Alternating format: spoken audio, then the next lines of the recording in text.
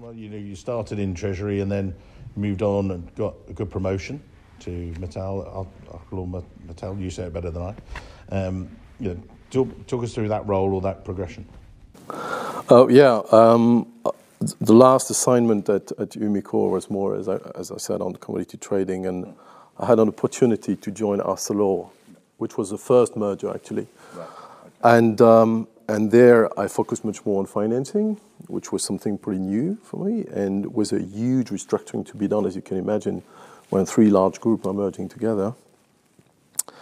And it's been a very, very interesting time, a mix of culture, Spanish, French, Belgium, German, merging all together. You can imagine then in terms of culture, it's pretty different. We've been very successful at that time, and after that assignment, I had an opportunity to build up something new for Arcelor, which was not existing in relation to commodity trading. And then I moved to Paris to develop their commodity trading desk, which was something which was inexistent. And basically, it was a fantastic experience. Mm. And we've been growing and growing. And then the second merger happened with Metal, to create ArcelorMittal. And a new culture came in, and a complete change of mindset, much more financially driven than engineer driven, as it used to be in the former steel companies in Europe. So all in all, it was a fantastic experience. And maybe to complete what John was saying, I think we are at least internal banker, but more than this, and on top of what he said, we are a very strong advisor, business enabler. We advise the business on what are the best solutions, with a different mindset as a banker, obviously, which is more technical and more efficiency-driven than, let's say, making money, basically. And in that sense, the job of treasurer is something that you invent yourself every day, basically. There is no one single day which is the same. You always try to improve, to develop new things, and this is really enjoyable, and I love it as well.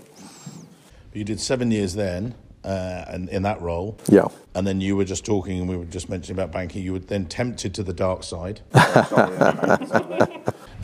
You went to join Dexia. How come you made a move to banking? Yeah, well, there was a mix of personal reasons, and professional reasons. We'll stick to the professional ones. Yeah. Well, it was at a time when, many banks wished to be in the commodity trading business because it was driving a lot of value and generating a lot of opportunities of new business on the corporate side, but also on the private side, all kind of structured product. And Dexia at that time was still considered as one of the safest banks in the world. It happened not to be the case, but it was one of these banks which was still growing and growing. And then I proposed them a project, and we started the project. Unfortunately, the timing was not super good. It was in 2008, and as you can imagine, it's been very tough. Yeah. So somewhere I had a chance to live the bankruptcy of the bank, which is something which is unique in a professional life, and which is plenty of knowledge to keep in mind all the time, that this trust that was existing between the banks does not exist anymore, and that your credit can deteriorate extremely quickly. As a treasurer, this is something which is very, very important to always keep in mind. Yeah. I was going to ask, and you made the moves, and then you switched back, as we'll come on to, into corporate. But what was the difference in culture like? I mean, you've touched on it there, but... Yeah, well, the thing, in a bank, you are very, very specialized. You focus on one line of product, and you focus on this and this and this. And basically, intellectually, it's much less interesting, to be honest, than working for a corporation.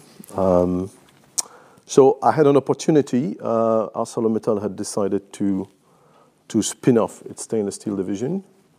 And this is probably also a once-a-life experience, was to create a corporate treasury department from scratch, exiting from a very large organization, ArcelorMittal, and to create everything, to provide the same kind of services to our internal clients, but with different means, obviously.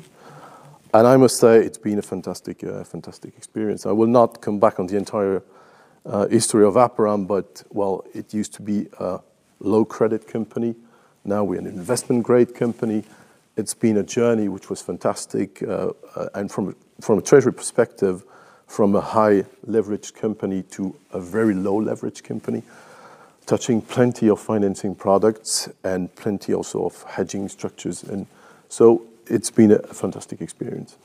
We talked there, you've obviously worked for a lot of European groups or based in Europe and things, but with your career, Winky, you've worked with PayPal, Amazon, as we talked about, but how have you found the sort of progression? You started in the US, then you made the transition with PayPal to Europe.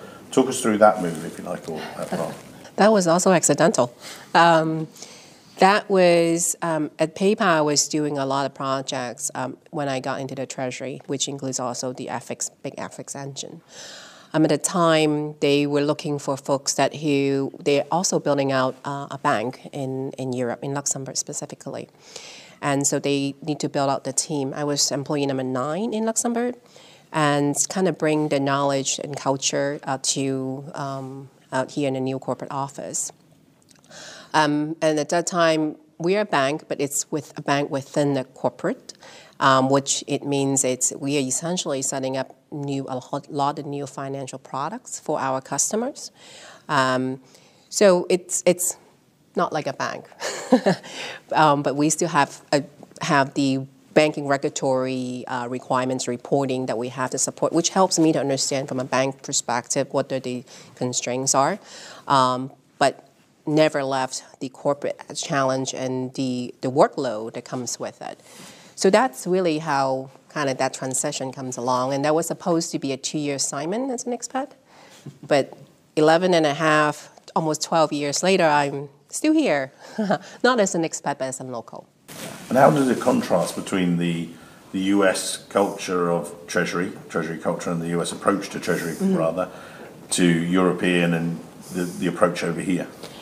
I think the biggest difference for us is that corporate America still sees that the center of the universe is still in the US, which means that you will have, depending on what time zone your corporate is, you're going to work late hours. Decisions oftentimes still defer back to the US. So you will have to work extra hard from over communication, making sure they understand what's happening. They're not quite understanding the difference, especially in Europe, because there's so many different countries. While they have a single currency, they don't understand every country might have a different requirements, especially even as simple as opening bank accounts or the KYC, the other documentation. So someone from the US have never exposed to the process procedure in the Eurozone, they're going to have a culture shock, and you will have to explain to them why things would take longer time and why there's so many holidays. Those are the things that it would take time to get used to, but it's a learning, right? So you manage expectation. I think that's important. It is our job to make sure that your headquarters understands what to expect and why. And you constantly need to challenge on your side, can things done quicker, more efficiently as well. And then you made the move from PayPal into eBay, or how did that come about? That was because I was kind of done with the banking side, and they see that I don't like to take no for an answer, so apparently that fits very well in the corporate eBay culture where they want to get things done and it's kind of always in a challenging mode. So I tend to kind of push the buttons quite a bit, and they want me to head over the corporate side. And that just happened I was there, and then we kind of share the same office because eBay PayPal was part of the same eBay family. So I had from the PayPal, actually, I went into eBay, the corporate, and for EMEA, and then heading international when we split between eBay and PayPal. So I took over the EMEA as well as APAC as well. So that talk about work hours that you start from the morning, and for APAC, and then you got the European time, and then you have the evening to catch up with the US. So that was actually quite challenging. Yeah. And Johan, you made the move, RTL, entertainment industry and TV and all that stuff, and you made the natural move into building services. Yeah. So how did that come about? Or was it just, hang on, it's just Treasury, it doesn't matter what industry? I mean, how do you feel about that? And lots of the other panelists as well. Yeah, well, indeed, it is rather Treasury. Basically, the industry is key because you need to understand it, being a treasurer. So because the service, I like to say that we provide services. The service might differ, but there is some roots, some let's say really roots that remain. But you get to adjust to the business workflows and services which are required. I made the move not because of the industry, because I wanted I had a nice opportunity with a new challenge, and basically I wanted to grow as well in terms of responsibility and new projects. So that's the main reasons why I moved at that time. Not because I was particularly interested in the industry. I wanted to remain in the corporate environment. But yeah, so it's true that it's not a natural move. I didn't move to a competitor, but I remain in Treasury nevertheless.